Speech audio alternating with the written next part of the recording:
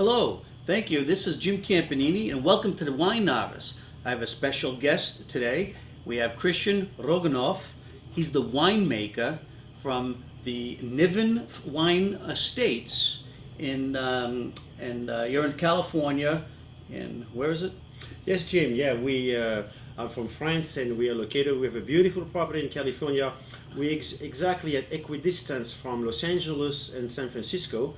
So the closest town, large town that everybody knows, would be Santa Barbara, about an hour and a half. Okay, and we're right here today at Tutto Bene in Lowell, downtown Lowell, right off Prescott Street.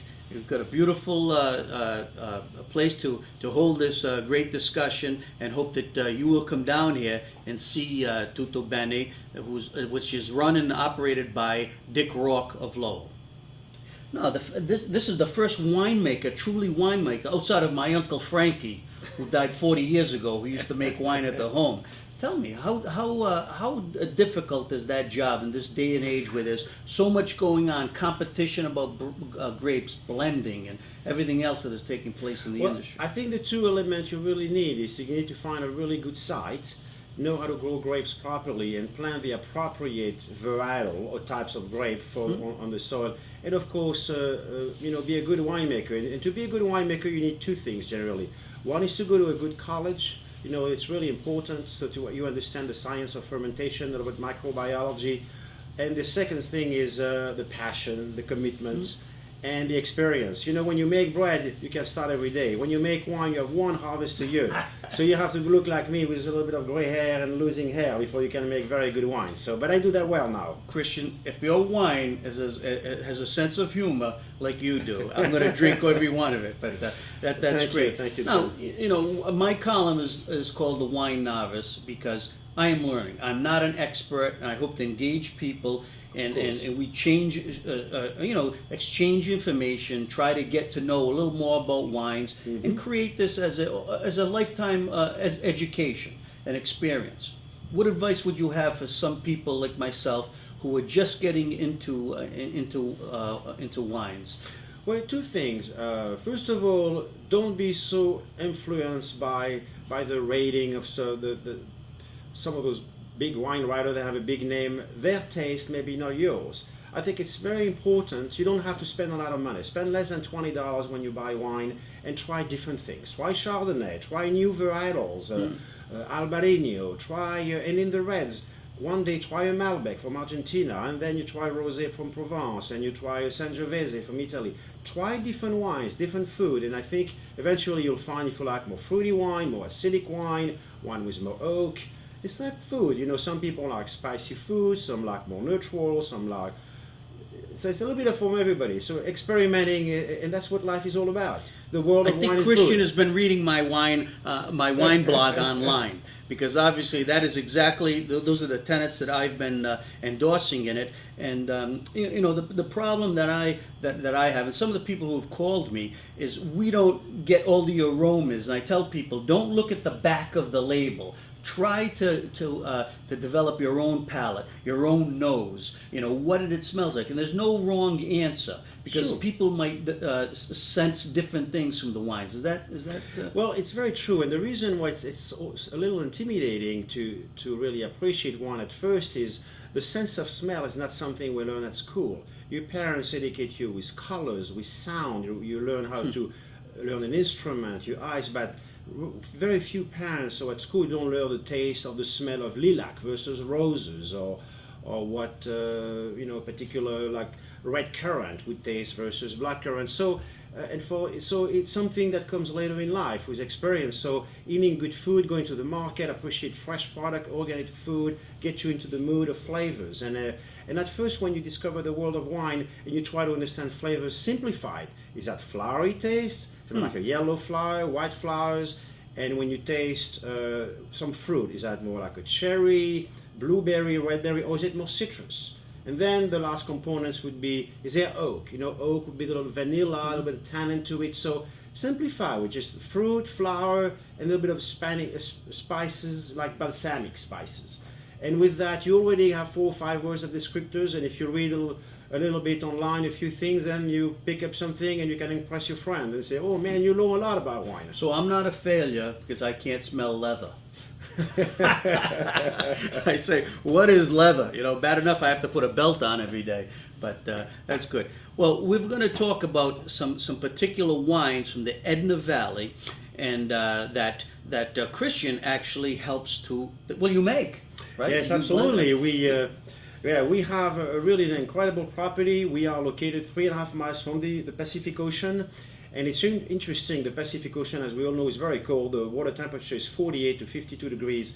And being so close to the ocean, with a valley perpendicular to the ocean, we had that natural, almost air conditioning blowing into the vineyards. So people think California is going to be hot, but if you're close to the ocean, it's going to be 78, 82 degrees during summer, not very cold during winter. But what that does is we have a long hanging time. The vine starts to have a bud break mid-March and a very slow ripening growing season ending the early days of November. So at the end of the day, we're going to have wine with a good acidity, a lot of concentration, a lot of flavor because of the hanging time. So that's really the key is a long hanging time, cool nights, well-drained soil, and of course, not a lot of crop. And when you're close to the ocean, you can ripen a lot of crops. So our wines have more concentration, they're more varietal correct. So if you know the Sauvignon Blanc, for instance, you taste our wine, you taste the berry, you taste the wine, it's Sauvignon Blanc, you can tell. So this is very key. Typically the cooler sites, lower crop, lower temperature makes generally better wine, except for some varietals like Cabernet. So that is basically your instinct for good winemaking. I mean, every winemaker picks up different things but along. we do mostly white wines, and white wine is about acidity, freshness, crispness. For instance, we couldn't grow Cabernet where we are, or Merlot, or Cabernet Franc. It simply would be too cold. Or we would make a Cabernet that would taste like green beans, and that wouldn't be so good. All right, let's taste a couple of these white Very wines. good. That you're, With great pleasure. And tell me the different grape style and what you what the special ingredients that you put into it. Well, we like to specialize in the Etna Valley with varietals that are very known to the public because they're very interesting, and I think we have the right conditions to make those wines. The first one I'm going to show you it's called, the name of the wine is called Zocker. That means the gambler in German. And why the name the gambler? Because we planted a variety called Gruner Veltliner. So very few people have heard of it, and when I told my friends we're planting Gruner, they said, well, you are crazy. You're planting a varietal nobody has ever heard of. So it's a big gambling you're doing. And I said, well, this is a name, but it's a delicious wine. But it could be a great marketing strategy too. A new taste, a new varietal, right, into the market. It could be, but when there is no domestic market for it, it's even more a gambler. And remember, we launched that unknown wine in difficult time only 3 or 4 years ago. So anyhow, today it's a very successful wine. I'll just pour you just a little bit, and we're going to taste this wine. It's a very rare wine. There's only 22 acres of Gruner Veltliner planted in California. Only 22, and we have 12.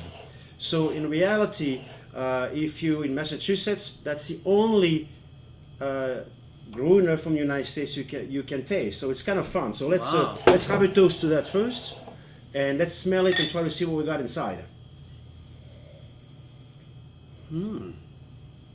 See, I always get a bit of peach in it.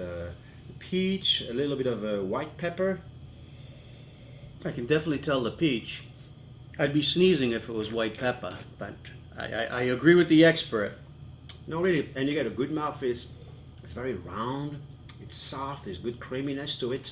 A lot of structure. Now the creaminess. Is that from the oak? No, the creaminess is from mallow fat.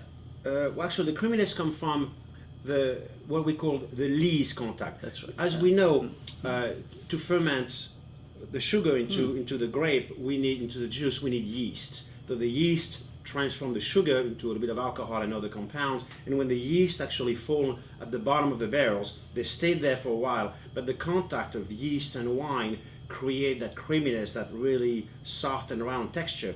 So very important for white wine to have that contact, yeast, the bed of yeast and the wine, to prevent oxidation, but to enrich the wine and give it more complexity, more roundness and fullness to it. And that's what I was going to say. There is a nice finish to this.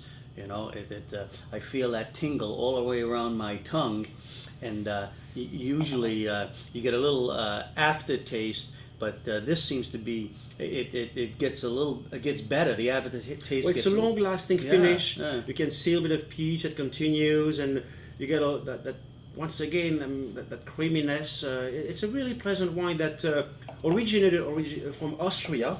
This is actually on the border of the Danube River, is where the Gruner was originally planted, and it's actually in Austria. It's one of the oldest vineyards in the world. Those terraces around the Danube River were constructed in the 800s. So those vineyards are 1200 years old.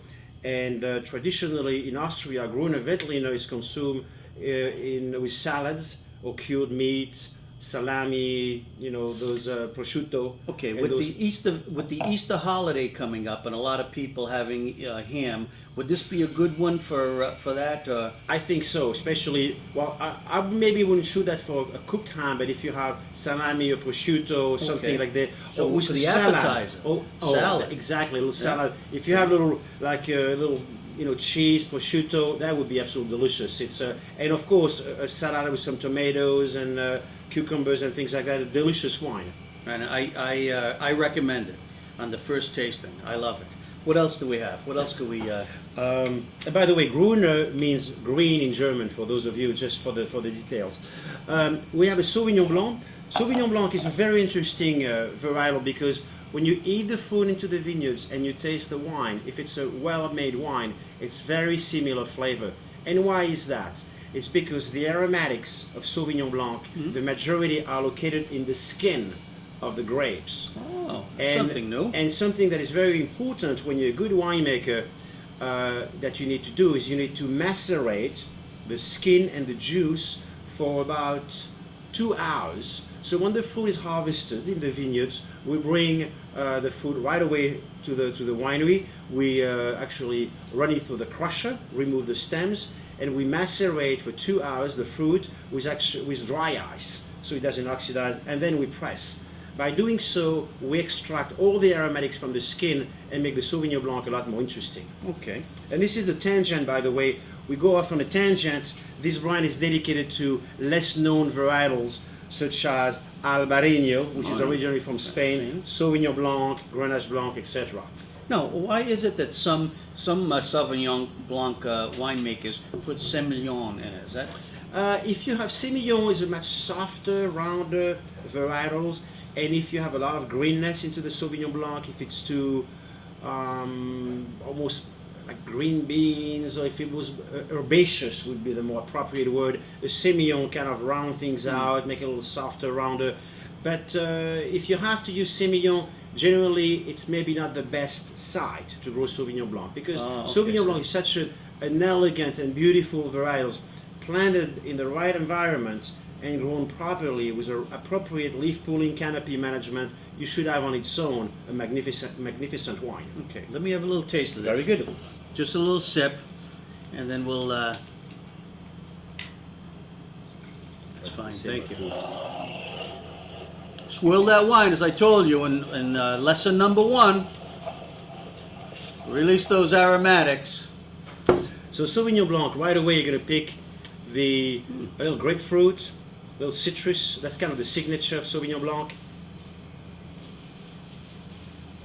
With also some aromatics. If you go to the flower shop sometime and buy flowers for your wife, like they decorate the bouquet of flowers with something called box tree and broom tree. Those are those little green sticks they put around, kind of a bush. And if you ever smell those, they're almost present into the Sauvignon Blanc. They call a broom tree, box tree, and of course a bit of passion fruit. You must be buying a lot more flowers for your wife than I buy I'm for very mine. romantic, you know the French. Yeah. They really are. Yeah. But I like this. Very, very appealing. That's Well, it had what I call in wine some minerality. You know, it's a little tight. There's some little crispness to it. It's kind of cut through. You can see the minerality. that's your old world instincts. Oh, absolutely. And that comes from the fact that minerality comes from the fact we grow that fruit on a well-drained soil, an old marine sediment. So that really capture that. And this one is absolutely delicious with oysters. This is the type of Sauvignon Blanc he wants. It's dry, it's crisp, that kind of a lemon zest to it. So any fresh seafood in summer, clams. I mean, it's scallops, Lobster? We love lobster in New England. Oh, I love lobster too. No, it really is a very pleasant wine. It's low alcohol too. Being French, and loving European wine, I like wine with low alcohol. It seems to be more food friendly because they harvested a bit earlier. They have more acidity, so they're more vibrant. They just go better with food. Very good. Well, I can see by my my producer here, John Hill, that we're running out of time. If you could just tell us just quickly some of these other varietals that you have here. Very good. Christian? Well, we have a classic from Etna Valley, Chardonnay. If I could only grow one grape in the Etna Valley, that would be Chardonnay. It's loaded with pear, a little pineapple, citrus, and of course, Chardonnay is fermented in oak, so you always have this delicious little bit hints of vanilla, a creamy finish. Chardonnay, it's really the grapes in the Etna Valley. So Belliana Chardonnay is a classic for us, very well appreciated. And obviously, Belliana being our Burgundian brand, we have a Pinot Noir as well. Pinot Noir does not like to grow in warm climate. You have to be have a coastal vineyards. Pinot Noir from Etna Valley, always a wine with typically a lot of black cherry, red cherry, and of course a lot of oak, and that delicate oak really brings some sweetness, some cinnamon. When you taste cinnamon into wine or a little sage, that generally comes from the French oak. And another thing for our listener, just on that to finish, if you taste coconut into wine, you can tell that's come from a compound called lactone, which comes from American oak. So next time our listeners taste a Syrah or a Zinfandel, that little coconut finish to it, they could say to their friends, "Oh, this one was aged in American oak." They would be right, because it's a characteristic. As opposed to what French would be French vanilla. Would be, exactly, more the vanilla, those caramelized flavor. It's just a different species Yeah. of You've tree. learned two important things today. Now, I have tried this before. This came with my Wall Street Journal Wine Club. This Pinot Noir, I tell you, it was just fantastic. And the price, it was less than, I think it was $16 or Correct. less a bottle. This was a real winner. So I know Christian is speaking the truth here. It was a great Pinot Noir. So I really And appreciate it. one other thing, Jim, you wonder why we're able to produce those wines at very reasonable price. There is one reason to it. We purchased the land 40 years ago when the value was very low. And today, obviously, we own those vineyards. So we don't have to pay a lot of money to the bank every month. The cost to make those wines is farming the vineyards and winemaking in barrels. So we can afford to grow lower crop and really spend the right amount of money to get the right barrels, simply because the economics are working for us. Planting a new vineyard today with the cost of things those days is very, very difficult. So, and in addition to that, as we all know, older vines makes better wine. As the wine is getting older, the root system is a lot wider, has access to a lot more nutrients, so there's a much more even ripeness of all the different cluster within the same vines. So vine age is really key to consistency and better wine with more structure as well. So if I wanted to hire you to start my own vineyard in Lowell, in the Belvedere section of the city, I think I have we half can an do it. acre. What can we produce there, do you Well, I would tell you to grow varietals that ripen quickly, and by October 1st, it gotta be in the garage or in your wine cellar, because if the frost comes in, I think we're gonna make a late harvest or maybe a nice wine if we pick the grapes in December. Well, Christian, this has been very, very insightful, educational. Thank you, Jim. I really enjoyed it. it was a pleasure meeting you. Good luck. Thank We'll you be very trying much. your wines. I hope so, and happy Easter and holidays for everyone. Thank you. This is Jim Campany with the Wine Novice. We'll see you back with our next show when we have Dickie Rourke as our guest. Thank you.